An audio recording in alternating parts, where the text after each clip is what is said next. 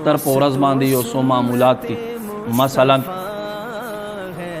ویخته جوړول دي، نوکان کټ کول دي، زیر ناف ویخته کټ کول دي، دین علاوه خوشبوئی لګول دي، نوې جامې یا صفا جامې اغوستل دي. کم اختر په ورځ باندې چې اختر مونځ ته ځې نو رو تکبیر ویل دي، الله اکبر الله اکبر، لوی اختر ته اوچت اواز سره ویل دي. په یوې لارې باندې تک په بلې لارې باندې راتګ دا سنت دی. دین علاوه اختر په ورځ څوک چې سبحان الله وبحمده 300 ځله ووایي او بیا یې مړو ته وبخي، الله رب کریم ہر یو قبر تا 1000 نوران داخلو فرمائی. چې څوک اختر په ورځ باندې اختر موز نمخ کې 300 ځله سبحان الله وبحمده وایي، الله رب کریم ہر یو قبر تا 1000 انوار داخلو فرمائی. او کله چې دا سړی بذات خود مرشي نو چې څومره مړو ته بخلی الله به د قبر ته د دوی ټولو مجموعه برابر داخلو فرمائی.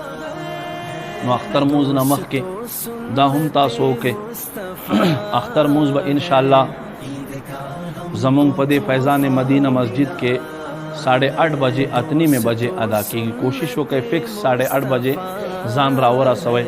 اختر په ورځ باندې اشراق او چاشت نفل چدي دا اختر موز نمخ کې نه پکور کې کولای شي نه په جمعات کې کولای شي. اختر موز نه بعد هم په جمعات کې نشي کولای.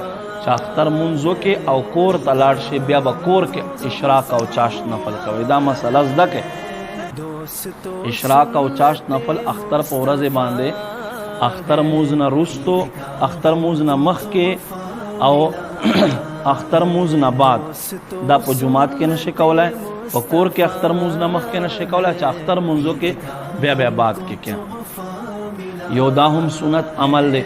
الله محبوب صلی الله علیه و آله وسلم بچ عید الفطر د کم اختر په ورځ باندې جمعات تطلو عیدګاه ته نو اول 3 یا 15 یا 9 عدد کجوره دا پړل سنت کدا نوی مطلقاً خوږ شیز پړل سنت دي چې سړای اخري.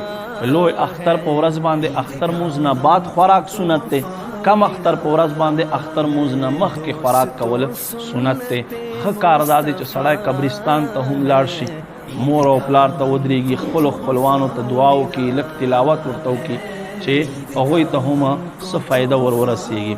الله رب کریم دې موږ ته عمل توفیق نصیب کړي.